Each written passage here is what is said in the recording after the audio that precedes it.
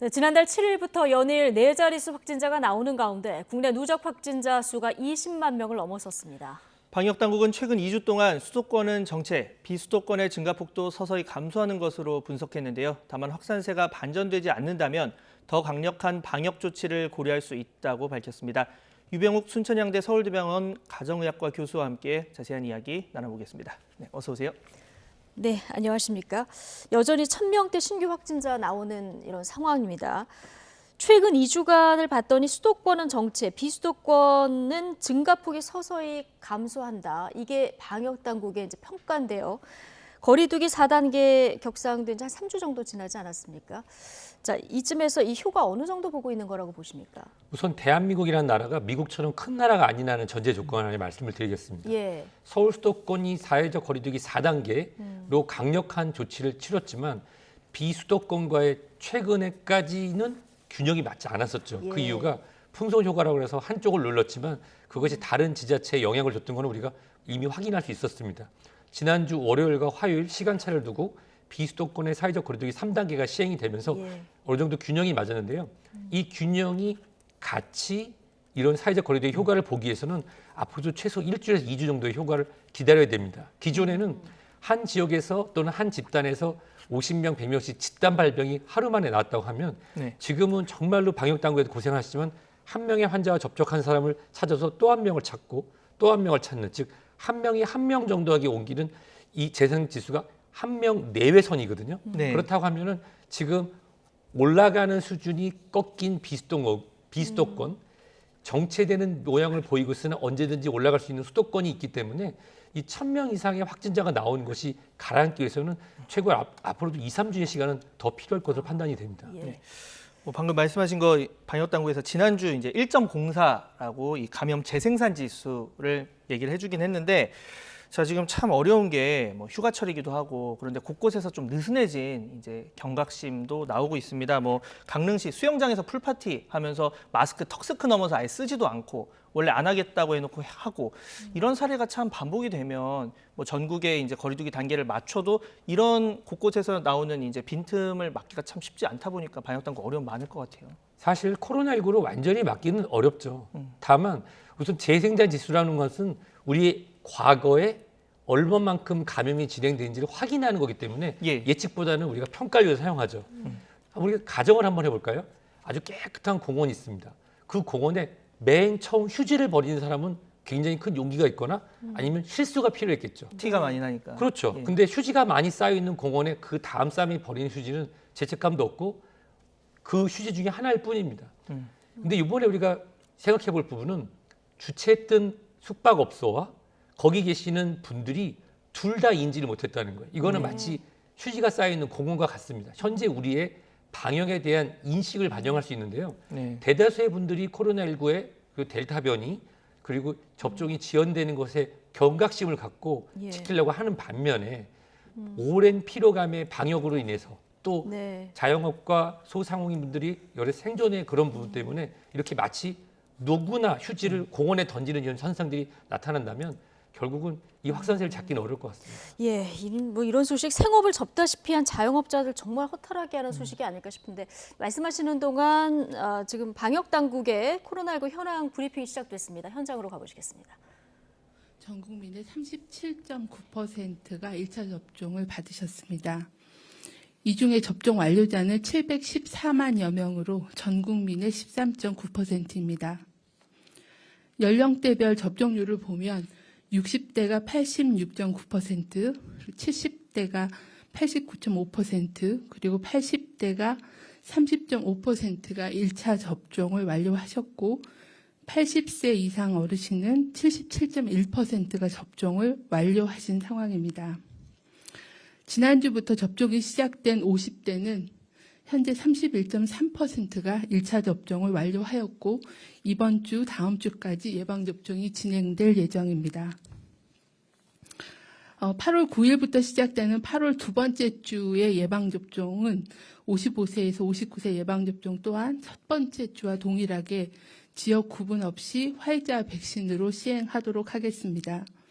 다만 모더나 백신만을 접종하는 위탁 의료기관 경우에는 모더나 백신을 공급하여 모더나 백신으로 접종을 진행할 예정입니다. 8월 둘째 주에 예방접종 일정이 예정되어 계시는 분들께는 예방접종 일 전에 백신 종류를 문자로 개별 안내 드리도록 하겠습니다.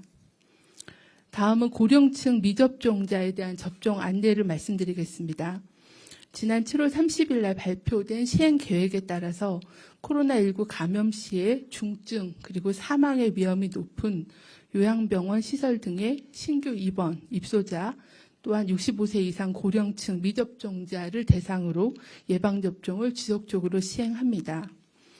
먼저 요양병원, 요양시설 등의 입원, 입소 하신 분들이나 종사자 중에 신규자와 또 그간에 미접종하셨던 분들에 대해서는 아스트라제네카 백신으로 접종을 시작하도록 하겠습니다. 지난 7월 27일부터 접종을 시행하고 있고 8월 말까지 접종을 진행할 예정입니다.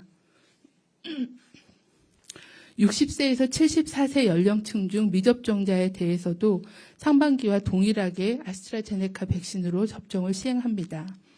오늘 저녁 8시부터 누리집과 콜센터를 통해 사전 예약이 가능하며 거주지에 상관없이 방문 가능하신 전국 보건소를 통해 8월 5일부터 아스트라제네카 백신으로 접종을 시행하도록 하겠습니다. 75세 이상 연령층의 경우에는 별도의 기간 없이 예방접종 센터에서 개별 예약 후에 화이자 백신으로 접종을 지속하고 있습니다.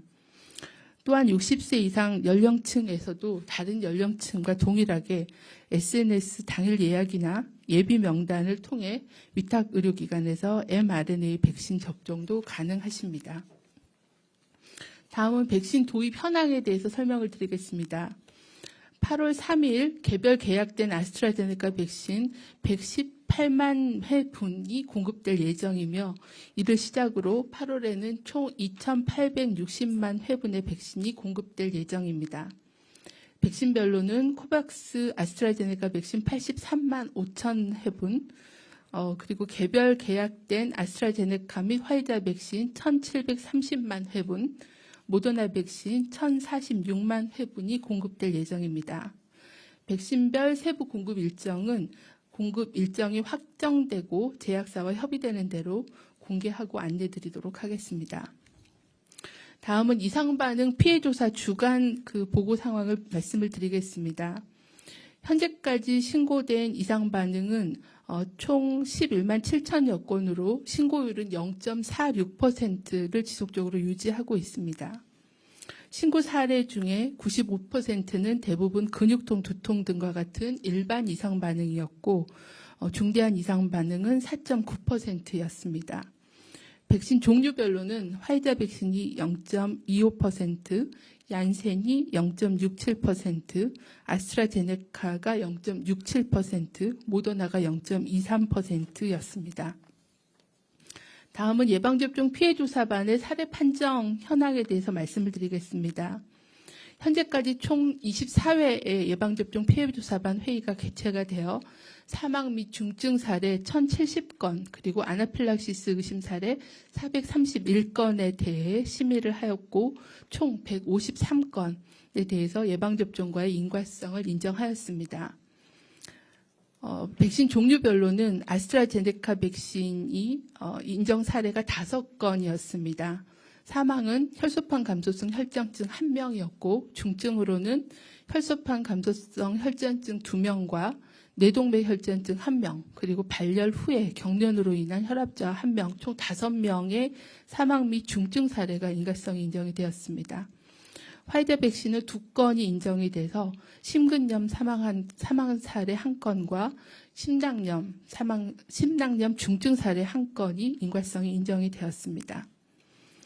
지난 7월 30일에 제24차 피해조사반 회의가 열렸고 여기에서도 신규 사망 및 중증 사례 91건과 아나필락시스 의심 사례 33건이 평가가 되었습니다.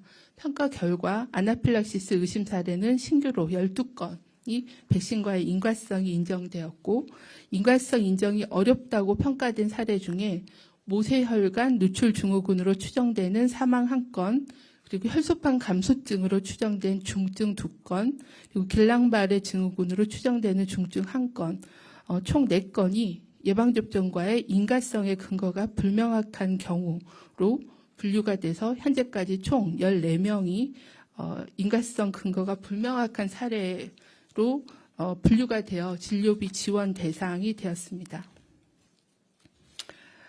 현재 예방접종이 진행되고 있습니다. 안전한 예방접종을 위해서는 코로나19 백신 접종 후에 드물게 발생할 수 있는 중증 이상 반응에 대한 주의가 필요합니다. 모든 백신에서 발생할 수 있는 아나필락시스 예방을 위해서는 접종 후에 15분 내지 30분간 접종 기간에 머물면서 이상 반응이 생기는지에 대한 관찰을 하는 게 필요하고 귀가 후에도 3시간 이상은 주의 깊게 관찰하는 것이 중요합니다. 최근에 접종이 진행되고 있는 화이자 그리고 모더나 백신의 중대한 이상 반응은 심근염 그리고 심낭염의 이상 반응에 대한 주의가 필요합니다. 접종 후에 최소한 3일간은 특별한 관심을 가지고 건강 상태를 관찰하고 접종 후 일주일간은 격렬한 신체 활동을 피하는 것이 필요합니다. 접종 후에 심근염이나 심낭염을 의심할 수 있는 가슴 통증, 압박감, 불편감, 호흡곤란, 그리고 호흡 시의 통증, 그리고 심장이 빠르게 뛰거나 실신과 같은 증상이 새롭게 발생하거나 악화되는 경우에는 심근염, 심낭염을 의심해서 신속하게 의료기관의 진료를 받아주실 것을 당부를 드립니다. 아스트라제네카나 얀센 백신의 경우에는 혈소판 감소성 혈전증 그리고 겔랑발의 증후군에 대한 주의가 필요합니다. 혈소판 감소성 혈전증은 접종 후 4일에서 4주 사이에 주로 발생하기 때문에 이틀 이상 지속되는 두통, 그리고 구토를 동반하거나 시야 흐려짐 등과 같은 증상이 있는 경우, 그리고 호흡곤란, 흉통, 그리고 복부 통증이나 팔다리 붓기 등과 같은 이상 반응이 생길 때는 진료를 받아주실 것을 요청을 드립니다. 다음은 코로나19 주간 발생 동향에 대해서 말씀을 드리겠습니다. 지난 한 주간에는 코로나19 발생 신규 환자가 하루 평균 1,506명으로 그 전주에 비해서 2.8%가 증가하여 유행이 지속되고 있는 상황입니다. 주간 감염 재생산 지수는 전국이 1.04로 전주의 1.09보다는 감소하였지만 여전히 이를 초과한 상황입니다. 수도권의 경우에는 4단계의 사회적 거리두기 상향 조정과 방역 강화 대책의 이행으로 직전 일주보다는 감소한 상황으로 증가 추세는 둔화된 상황입니다. 비수도권은 직전 일주에 하루 평균 498.7명으로 전주에 비해서 증가하였고 부산, 경남, 대전 등에서 환자가 다수 발생하였습니다. 제가 비수도권 수치를 잘못 말씀드렸습니다. 비수도권 수치는 지난 한 주간 546.1명으로 전주에 비해서 증가한 수치입니다. 해외 유입 사례는 하루 평균 63명으로 전주에 비해서는 감소하였습니다. 현재까지 위중증 환자의 규모는 주간 단위에 280명 정도이며 사망자는 27명으로 환자 수가 증가함에 따라 위중증 사례가 증가하고 있는 양상입니다. 최근 4주간의 감염 경로는 지속적으로 가족, 지인, 직장 등의 소규모 확진자의 접촉으로 인한 비중이 계속 증가하고 있고 비수도권에서는 주로 지역 집단 발생에서의 발생이 보고되고 있는 상황입니다. 연령별로는 20대에서 50대에서 여전히 높은 발생률을 보여주고 있고 특히 10대 연령층에서는 4주 연속 발생률이 증가하였고 60대 이상에서도 소폭 증가한 양상입니다. 중앙방역대책본부는 지난 5월과 6월에 발생한 위중증 환자와 사망자에 대해 백신 접종에 따른 분석을 시행하였습니다. 지난 5월에서 6월의 확진자 중에 확진 후 28일간 관찰 기간이 경과한 34,945명에 대해서 접종력을 확인한 결과 미접종자는 96.7%였으며 1차 접종 완료자는 3%, 그리고 2차 접종을 완료하신 사람은 99명으로 0.3%였습니다.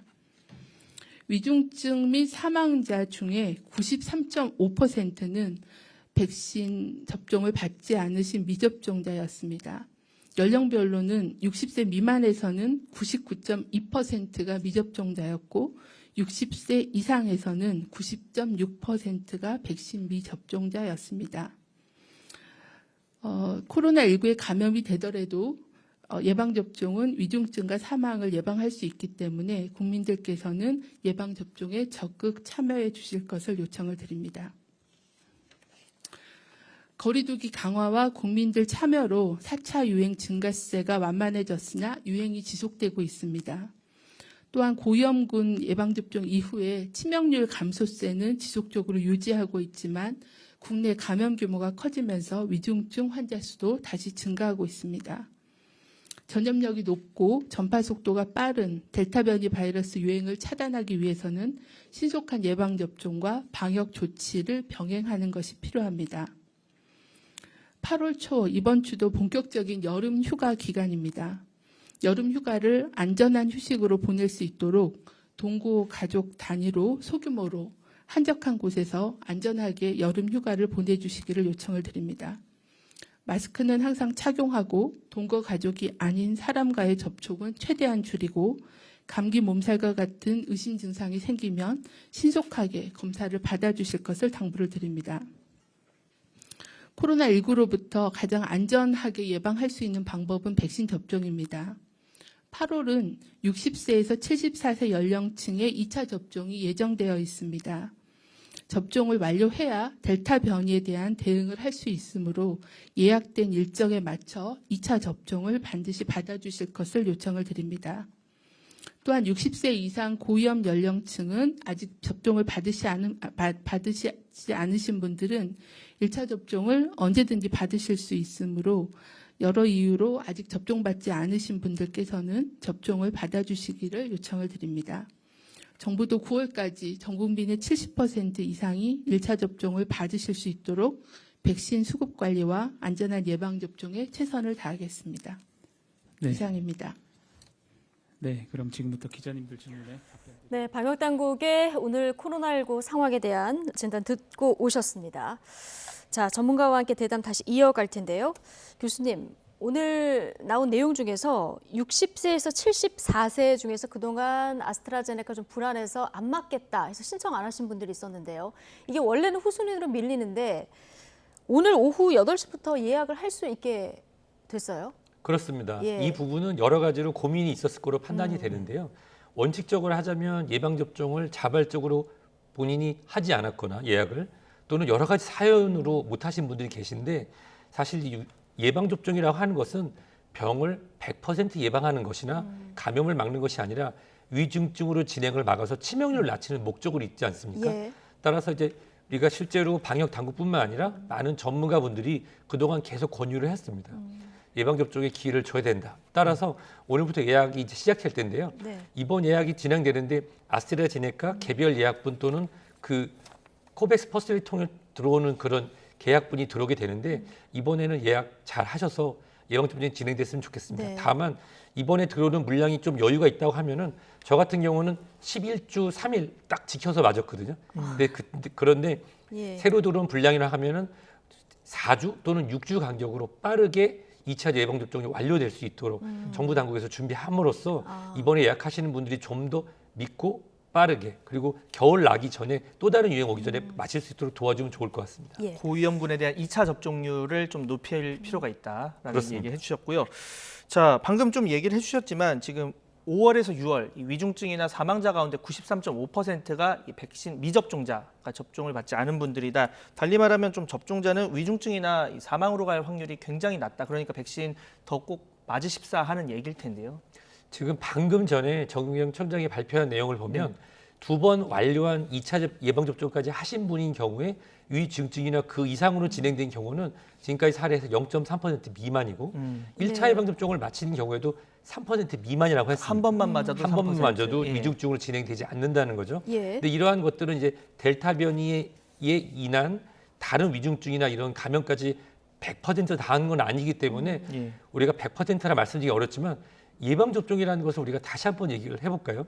어렸을 때 맞는 예방접종, DPT 폴리오라고 하는 디프테리아, 파상풍, 백일해, 소아암의 예방접종 우리가 어릴 때 맞을 때 네. 이게 엄마가 또는 아버님이 또는 친척에서 예방접종 하지 우리가 선택해서 맞았거나 나는 자발적으로 맞지 않겠다고 생후 6개월 된 아기가 안 맞거나 그러진 않았거든요. 예.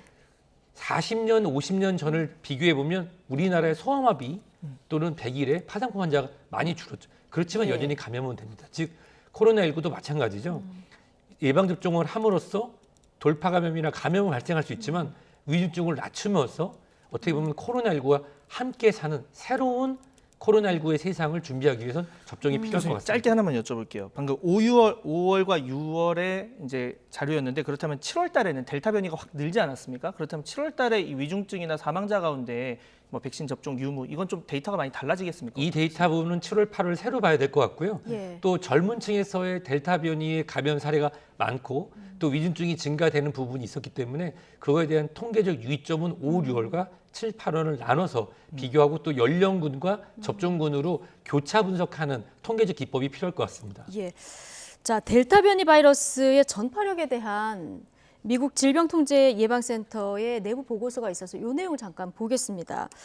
그 내용을 봤더니 전파력이 조금 전에 이제 소아마비 위험하기 때문에 강제로 맞겠다 이제 얘기를 해주셨는데 이 소아마비 그리고 뭐 최근에 있었던 메르스, 사스 그리고 스페인 독감보다 높다 이런 결과치가 있고요. 수도와 비슷하다. 내부 보고서 보면은 이렇게 돼 있습니다. 어떻게 보십니까? 제가 이 준비를 했는데요. 네. 손으로 일단은 일반적인 코로나19 옛날부터 변이가 아닌 우리가 지금 예방접종 만들어진 그 최초의 코로나19의 보통 감염 일수는 한 명이 3명 정도 옮길 수 있다. 네. 그래서 한 3 정도로 맨 봅니다. 처음에 코로나19 바이러스. 그렇죠. 예. 1.5에서 3.5 정도.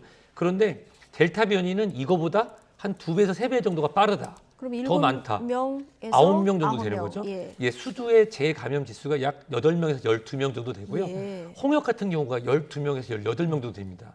이런 숫자로 보면은 굉장히 많은 걸로 보이는데요. 실질적으로 이 수두 같은 경우는 예방접종이 우리나라 사람 기준에서 거의 다 완료가 됐죠. 네. 무슨 얘기냐면 10명 중에 9명이 아니라 100명 중에 99명이 돼 있기 때문에 수두 환자가 발생하지만 대규모로 발생하지 않습니다. 즉 재생산 지수를 봤을 때 만약에 재생산 지수가 수두만큼 강력하다라고 하면은 우리가 집단 면역을 할 때 얘기하는 게 한 명이 3명을 옮긴다고 할 때는 60에서 70%가 예방 접종을 하면은 어느 정도 억제가 가능하다. 이 기준을 더 올려야 되겠군요. 그렇죠. 그러면. 집단 면역이라는 표현보다는 저는 억제력이라는 표현을 더 좋아하는데요. 예. 수두처럼 100명 중에 98명 이상이 예방 접종을 해야 대규모 유행을 막을 수 있다. 즉 종식이 어렵다라고 하는 그런 CDC의 발표였는데요. 예. 이걸 걱정하라고 말씀을 드리는 것이 아니라 이 코로나19라고 하는 특성상 바이러스가 계속적으로 변이를 일으킬 것이고 따라서 매년 예방접종 또는 추가 예방접종이 필요할 때 접종이 가능한 많은 사람이 해야 된다는 메시지를 이해하시면 더 좋을 것 같습니다. 알겠습니다. 또 백신을 맞으면 치명률이 내려가니까요. 예, 백신을 가능하면 접종률을 높이는 것이 좋겠다는 메시지가 담겨 있다. 설명을 들어봤습니다. 예. 네.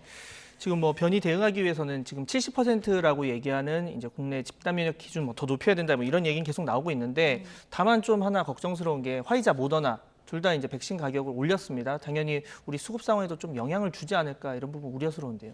사실 아스트라제네카라고 하는 그 회사의 아스트라라는 회사가 네. 옥스포드에서 개발한 것을 거의 우리가 이익과 편익을 취하지 않는 조건으로 개발한 것이 굉장히 바로 싸게 그렇습니다. 얀센사도 거의 비슷한데요. 예. 네. 이 부분은 아마도 새로운 도전을 받을 것 같습니다.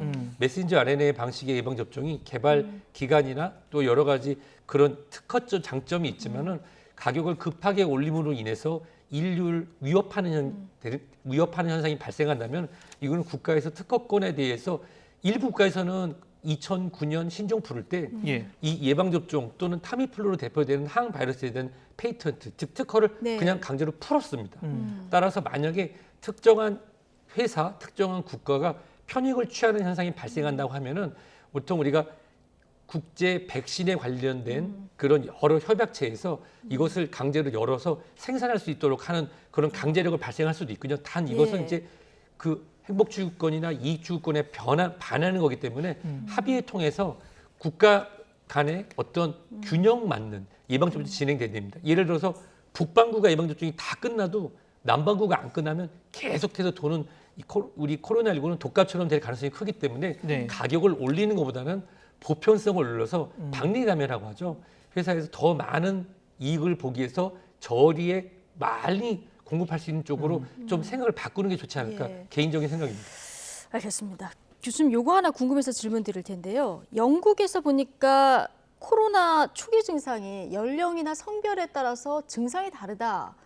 이런 연구 결과가 하나 있던데 이거 어느 정도 의미 있는 결과라고 보면 될까요? 이건 이제 후향적으로 어떤 것을 보이는지를 우리가 알아가는 겁니다. 예. 코로나19를 우리가 처음 알았을 때만 해도 전혀 몰라서 굉장히 메르스나 사스처럼 공포스러웠잖아요. 네. 뭐 스치기만 해도 뭐 환풍기를 통해서. 근데 실제로 이런 증상들이 그런 남자, 여자, 나이별로 다르게 나타난다라고 그 정도만 이해하시면 되고요. 예. 실질적으로 여기서 아주 특이한 질병 간의 그러한 구분을 짓기는 좀 어려울 거로 생각되고 의학적 호기심과 또 증상에 대한 재현을 위해서 진행된 연구 정도로만 이해하시면 좋을 것 같습니다.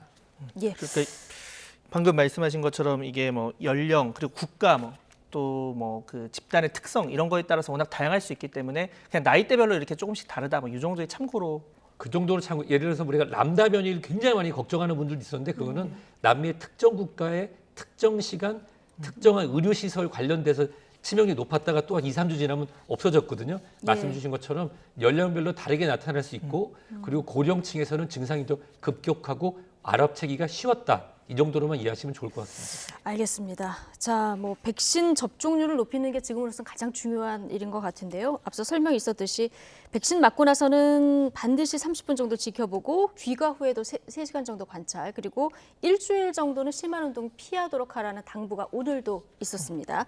이 부분 다시 한번 전해드리면서 유병욱 순천향대 서울병원 가정의학과 교수와 대담은 여기서 마치겠습니다. 고맙습니다.